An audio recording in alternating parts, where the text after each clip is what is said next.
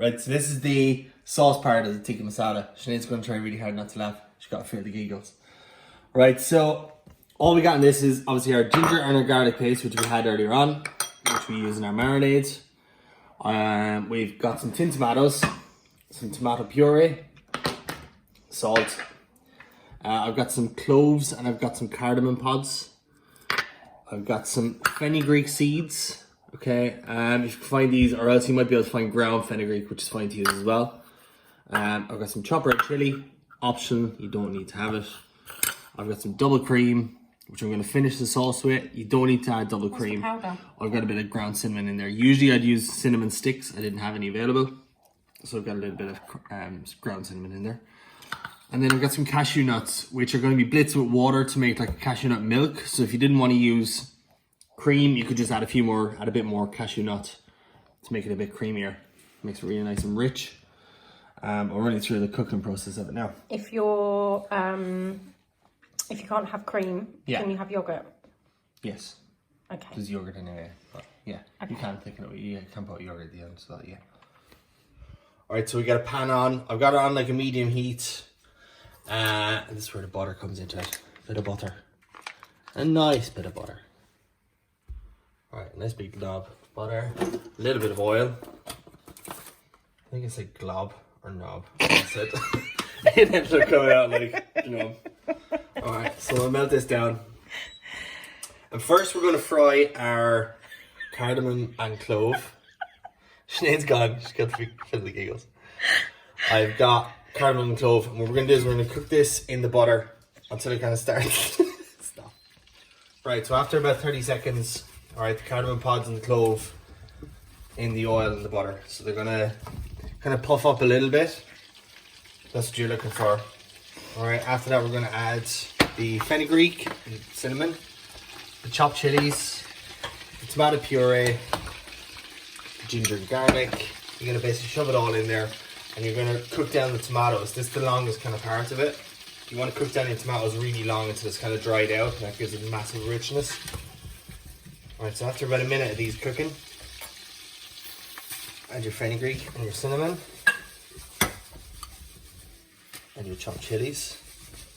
Again, optional, you don't need it. I like a little bit of spice. So we're going to go in with our paste.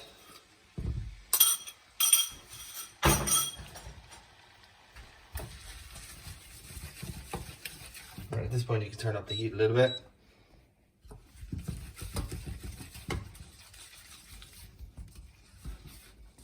And you want to fry out that garlic and ginger paste. Oh, come on, done, go. So, cooking away, add your tomato puree. About a teaspoon of tomato puree.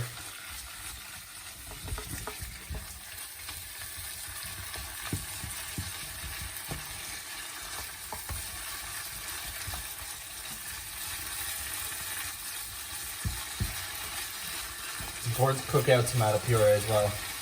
You've got to cook it on a high heat. You can't just add it into the end of the sauce. It's bitter.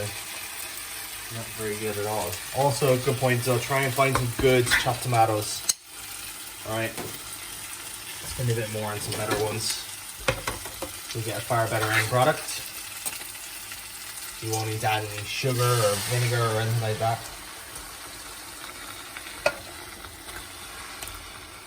So it doesn't look much like a tikka masala right now, but what's going to happen is we're going to cook this down until pretty much all the moisture has gone out of it, and then we finish it and make it a lot richer with the cream, the cashew nut.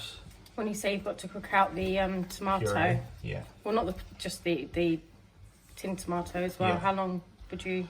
It can take any time at all, depending on what you're using, electric, gas. And just keep an eye on it, keep stirring it I'm going to turn it down to kind of a medium heat and just let it simmer away. For how long though? Probably about a half an hour. Okay, that's what I was asking. Fair enough. Good point. But it can change. It's not necessarily... Approximately. Alright, we'll keep an eye on this. Right, so after this probably took about 45 minutes or so. like I say, if you have a higher heat, it could take a bit longer. If it's gas, it might go a bit longer. So you want to cook it down until most of the moisture is gone. Another good point to be careful of, it will spit, it will erupt. It's kind of like a volcano, it's insane. It already got me, as you can see. Probably not, but yeah, got me. So at this stage now, we've cooked down the tomatoes. And now I've got my cashew nut cream, which is literally just that same amount of cashew nuts I had, blended with a small bit of water just to make a thick paste, thick creamy paste. That's going to go into this. And this gives it a real richness.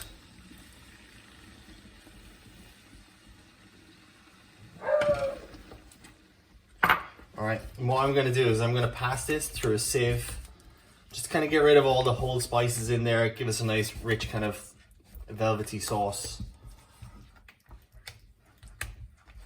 And then it's going to be finished with some double cream.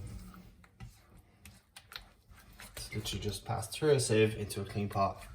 And then I'll put a little touch of double cream in there as well. You can just move it.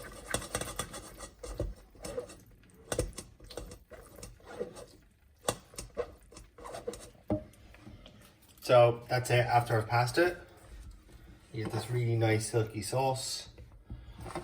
Alright, I'm gonna add a little bit of cream, not much. About a tablespoon or so.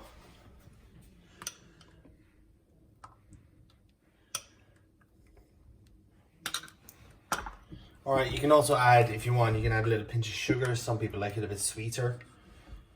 Kind of like some of the takeaway ones you get. They're a little bit sweeter. What we're going to do is we're going to barbecue our chicken, add it to the sauce, and that's it. Don't forget to season it as well. Right, so we're going to barbecue this chicken. I've taken it out of the fridge now. It's been a couple of hours since I marinated it. You'll see all the kind of yellow spots from the saffron. Give it a nice mix up. And we're just going to get some nice colour on this in the barbecue. So I got it up quite high at the minute, preheating it. Just to get some nice charred colour marks on it. You can cook it all the way on the barbecue, or you can give it some colour and then finish it in the oven, or you can just do it, you know, in a pan as well. So let me get it on. Probably gonna ruin the barbecue, but it's good. Get a scrub tomorrow. Yeah. Plus also, this will, like, you can have this just on its own, like in a nice barbecue. You don't have to have the tikka sauce with this. Good as is. Get some flatbreads, shove them in some flatbreads if you like. Some salad? Yeah, absolutely.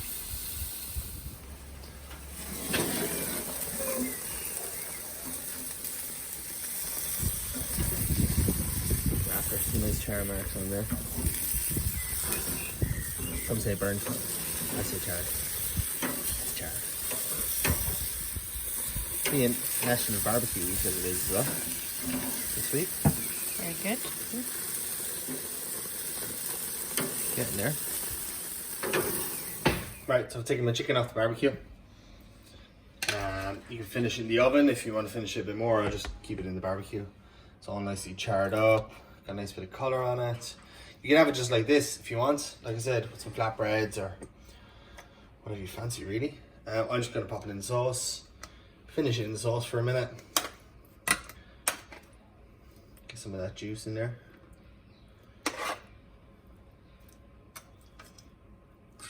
I'll probably keep half of this just plain.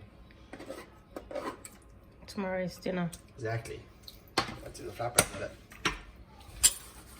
Into our warm sauce. You can chop up the chicken a bit smaller if you fancy it, but it's quite nice to have nice big large chunks of chicken. That's it. Do that. Making a mess. Nice bit of sauce. Serve with some rice if you like. We're not having ours till later, so finish with a bit of fresh coriander, which people are going to rant about. I know there. Some people love, some people hate. You'll get used to it. I had to because I married a chef, and it's actually really good. Amazing. And then I'm going to get naff, a little bit of double cream. Yeah. Why not? It looks amazing. Chicken tikka masala done. Oosh.